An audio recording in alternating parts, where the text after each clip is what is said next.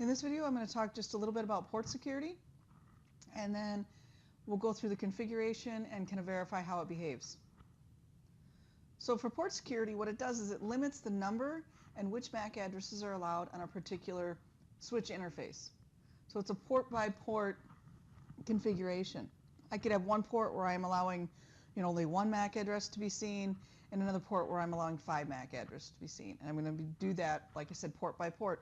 What that's going to do is help to mitigate CAM table or MAC address table flooding or overflows. It can also help to mitigate the overusage of DHCP resources, right? So if I have, a hacking computer or program or whatever running, and it keeps requesting, it shows up with valid device parameters and keeps requesting DHCP. I can actually use up all my DHCP server resources. I can fill up my MAC address table with a MAC address table overflow. So if I'm only allowing a particular number or even a particular MAC address, I can kind of help to mitigate those issues. And it's really pretty easy to configure. The only two required configurations are these two here. So you need to first configure the interface as being either an access mode or a trunk. So it's either an access interface or a trunk interface. And then you have to enable port security. And that's all you have to do. We have some optional commands. When you just enable port security with the switch port security command, by default, one MAC address will be learned and allowed. So the first MAC address it sees, it'll put in the MAC address table, and it will only allow that MAC address until you reload. And we'll explain that a little more later, if you reboot the switch. And then when a violation does occur, so I see a MAC address that's different than the one that I put in the table, and there's more than one, because it would be an additional one, I guess, it is violation. The default operation is shut down. And I put that shut down in quotes because in the next section I'll talk about the three security violation actions. But I put it in quotes. This doesn't really shut down the interface. It puts the interface in what we call error disable mode. But these are the only two required. Decide whether or not the interface is access or trunk, and then switch port security. If you only do these two things, then by default one MAC address will be learned and allowed, and when the violation occurs, the action is shut down. So what are my optional ones then? So the first one I look at is I can statically configure allowed MAC addresses.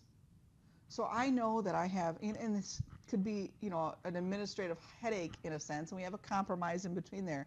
But let's say I've got a server on that interface. Maybe off of some major switches, I run a few servers. I know that that is the only MAC address that I want to have seen. So I can type that MAC address in. Or the other option is also probably just as likely as that I make that interface a trunking interface, and I've got a server at the other end that's trunking multiple virtual machines, but then I can specify each of those MAC addresses as well. And I could say, MAC address 1111 dot, or colon, whatever. So I can say, okay, I only want this MAC address to be allowed. If you see anything else, that's a violation. The next option is to configure the maximum number of MAC addresses. And one instance where you might want to do that is if you're running voice, or voice to the desktop, for example. So embedded in a Cisco IP phone is a switch. So I can connect my phone to my jack, right, in my wall most likely, that goes back to the switch that we're running port security on. So in essence, I'm connecting the phone to the switch, and then I connect my PC or the desktop or laptop or whatever we're using at our desk. We plug that into the phone. So that's at least 2 MAC addresses, and likely one more because of the way that runs. But you have at least the phone and you have at least the PC that you connected in there, right? So you have to have at least 2. And you could have, for any number of reasons, an additional number of MAC addresses that you want to allow. So when I do the switch port, this should be a dash here. That bothers me.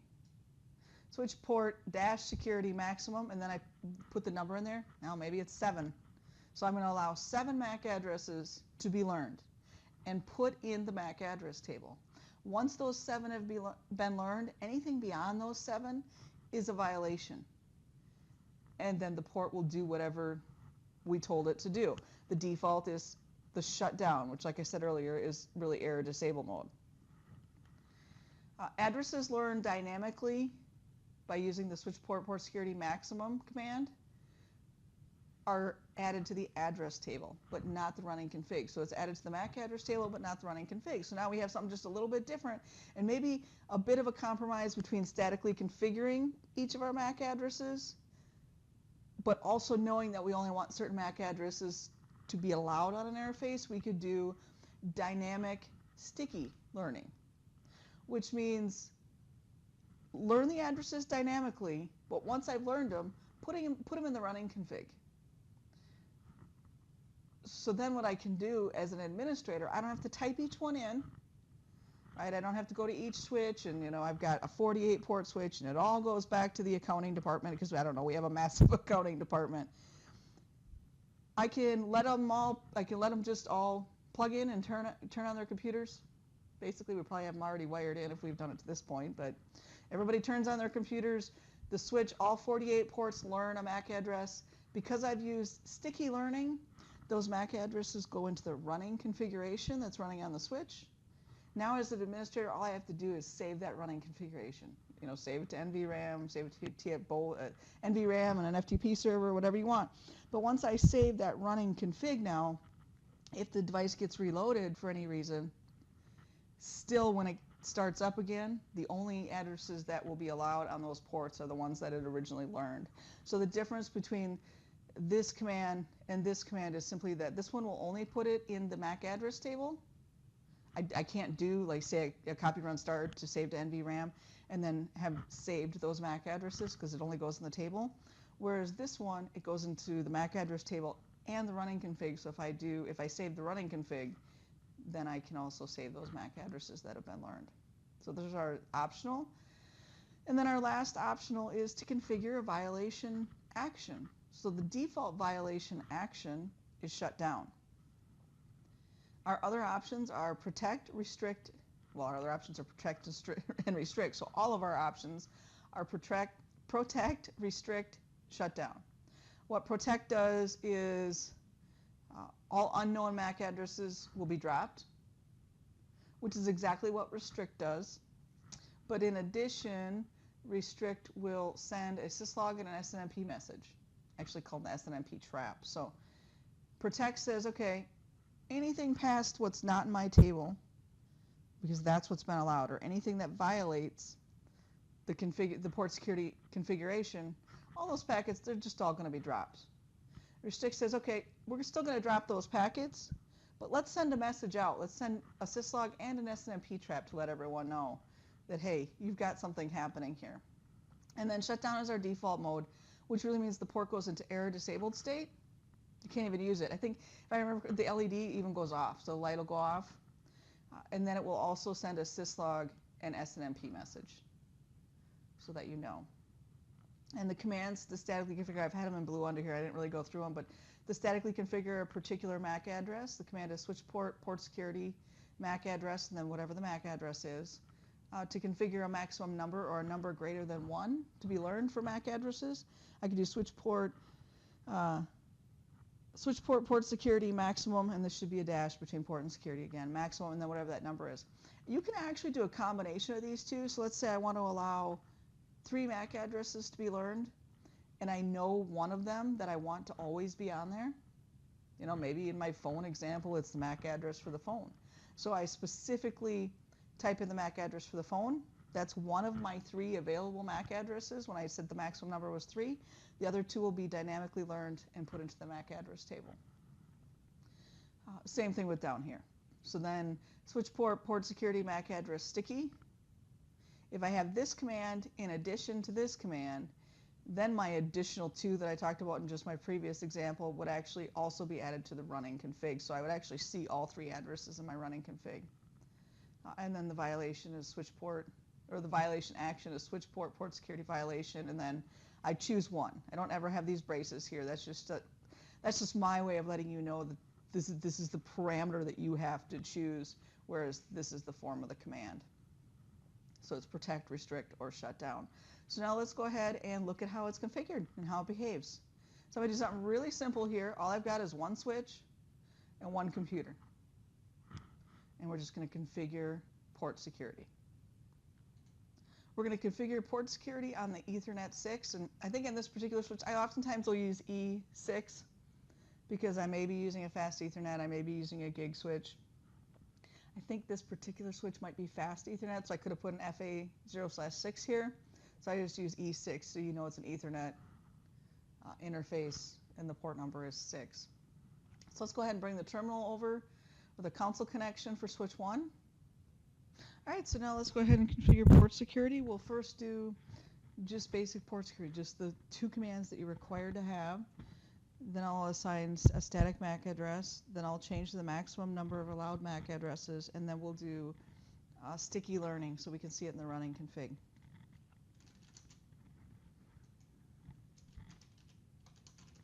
So we'll go into our 6 interface, our Ethernet 6 interface. In this case, it's a fast Ethernet. First, we have to tell the switch whether it's an access port or a trunking port. It will be an access port, so we'll do switch port mode access. And then we have to enable port security. So switch port port-security, and that's it. And then we can go ahead and verify it. Do show port security interface FA0/6. And we see the port security on 06 is enabled. Port status is secure up, which means that port security is running. No violation has occurred. The violation mode then is shut down. That's the default. So remember, my defaults, if I just leave it at default, is maximum MAC addresses allowed to be learned is 1. And if a violation occurs, the violation mode is shut down. And so our maximum MAC address is in fact 1. The total MAC addresses that it's learned is 1. And the last one it learned ended in 4803, which is the PC we have connected to the switch. So it's doing what it's supposed to do. So now let's go ahead and configure a static MAC address, just so we can demonstrate that. Now I'm going to demonstrate an incorrect and the wrong MAC address, configuring the wrong MAC address, and the reason being is just that you can see what happens when a violation for port security occurs. So right now I just have the one PC. It's always going to see the same MAC address, so I can't create a violation. But if I statically assign the wrong MAC address, one, you can see what you have to do to statically assign a MAC address. Statically allow, I shouldn't say assign, because you're not configuring a MAC address. You're not changing the MAC address of that interface by any means, which you're statically allowing a MAC address to your port security. And then you're going to also be able to see what it looks like when a violation occurs. So let's go ahead and switch port security, MAC address. I'm going to go really close to the other one, just so that way we can keep referring to just the last 4 digits. So 0050. 5681, and then I'm just going to do 4805 instead of 4803. So the MAC address of the PC that's connected on VLAN 1 has the last 4 digits 4803. That's the PC I actually have in the topology. But I'm going to statically assign a MAC address, which you, of course, in your actual environment would statically assign the correct MAC address. I'm just doing it here to demonstrate error disable, or to demonstrate what happens when a violation occurs and the default violation mode is shut down, or the violation mode is shut down. So let's go ahead and hit enter. Now the first thing you're going to see is port security working correctly and telling me that I've already reached my maximum limit. The maximum allowed MAC addresses on that interface is 1, and I've already learned 1. So one thing I'm going to do is I'm going to shut the interface down, and then I'm going to enter this command again. Shutting the interface down will remove that MAC address from the MAC address table. So hit the up arrow. And again, we can enter this command now. And then let's go ahead and activate the interface with a no shut. Now nothing is going to happen. There's going to be no violation until the PC actually tries to send a packet through the switch. Because until the switch sees the violating MAC address, or the MAC address that's the wrong one, it's not going to do anything. So I'm going to go over to my PC real quick. and then I'll come back to this, but I'm going to go over there and ping just to create some traffic. So I did that real quick, and now you can see that we have a port security violation. We went into error disabled because of a port security violation error detected on FA06. And then it also tells me that, again, violation occurred. We kind of know that from up here. But then it'll also tell me the source MAC address. So the violating MAC address is 4803, which is the actual physical PC that I've connected to the switch. Now, let's just get out of there. Let's do a show interface FA0/6. And you can see now that it's down, and it's an error disabled state. There's a couple things I can do to get rid of that. For this demonstration, we're going to do a shut, no shut. One of the other things you could do is globally configure the error disable recovery feature. We'll look at that. The other thing I want to do real quick is if I do a show port security interface FA0/6, how does that look different than it did before? Port security is still enabled. Now the difference is a violation's occurred. Remember it said secure up before? Now a violation has now a violation has occurred, so we're secure shutdown. And the last MAC address that it actually did see is still 4803. It's the last one it actually did see, whether it's violating or not. So we've seen what it looks like when we have a violation occur and the default mode is shutdown. I could do a shut, no shut on the interface. That's how I can bring it out of error disabled. The problem is if I do that right now, it's still going to have the same problem, right? Because I've statically assigned the 4805 MAC address, but what I have actually connected to the interface is the 4803 address. So let's go to the next part of our demonstration, which is being able to change the maximum number of addresses allowed on a port. So switch port security maximum, and we'll change the maximum to 2. What's going to happen when we change the maximum to 2 is it's going to keep the one static address that I've already configured. Not keep the address, I'm sorry. It's going to allow the address that I configured if it sees that come through the interface. And then it will learn dynamically one other address. And this time it'll be my PC. So then when I recover or I do a shut, no shut to get out of error disabled, I won't go back into error disabled right away. Switch port. So the command to change the number of MAC addresses that are seen or that can be seen over that interface is switch port security maximum, and then the number. If we go back, get rid of that 2 and hit a question mark. The addresses, you can have 1 to 44,096. I only want 2.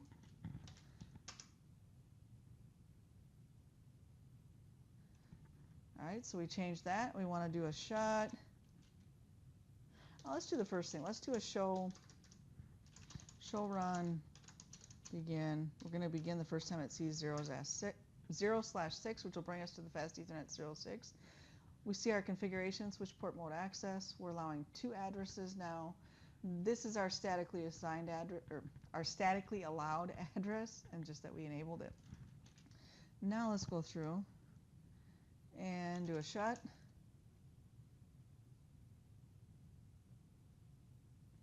And then a no shut.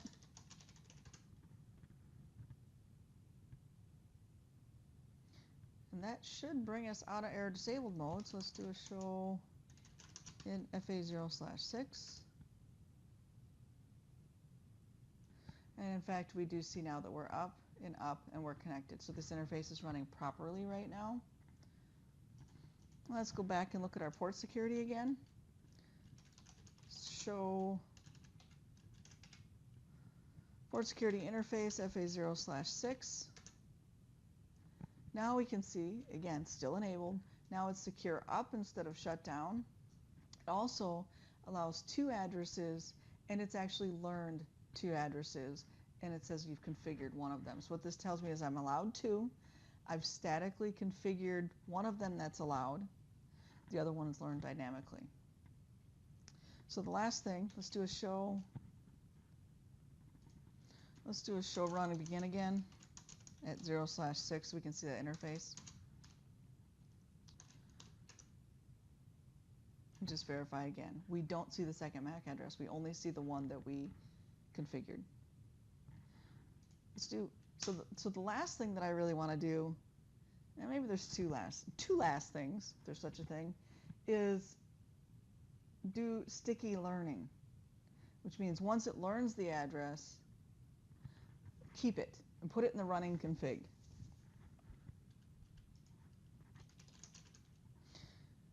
Int phase 0/6, wow, slash switch port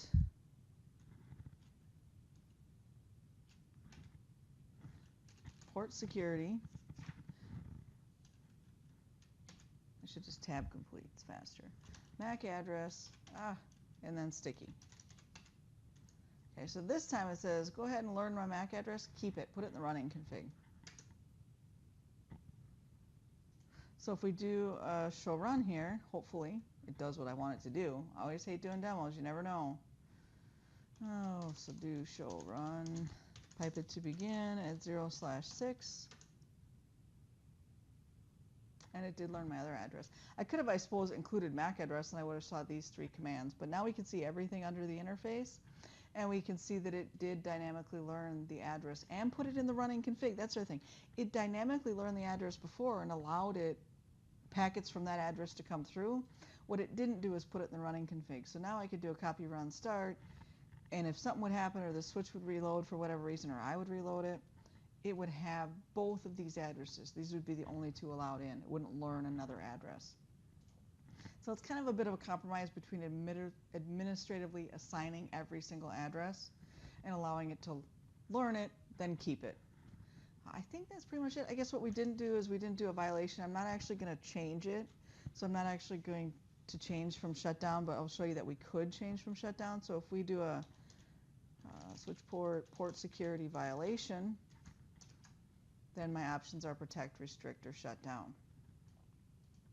Okay.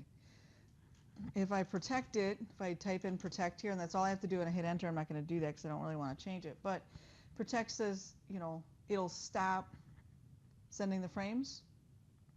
It'll stop taking those frames in, but it won't tell you about it. Restrict says, I'm going to stop taking those frames into the interface, but I'll send a syslog to let you know, and I'll also send an ccnp trap to let you know.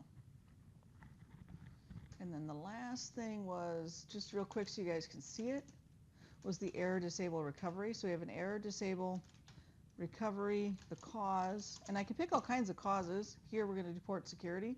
There are all kinds of different situations that cause an interface to go into error disabled state. These are all these. We're specifically looking for port security violation. So we do error disable recovery cause port security violation. The default, it'll by default check and fix it, I guess, recover from it every 300 seconds, I think it is. I could change that, so you could do an error disable recovery and then the timer. So we have cause and interval. We could do the interval and then put that in seconds if I wanted to do that more often. But that's it. I think that's the end of port security or configuring port security. Good luck.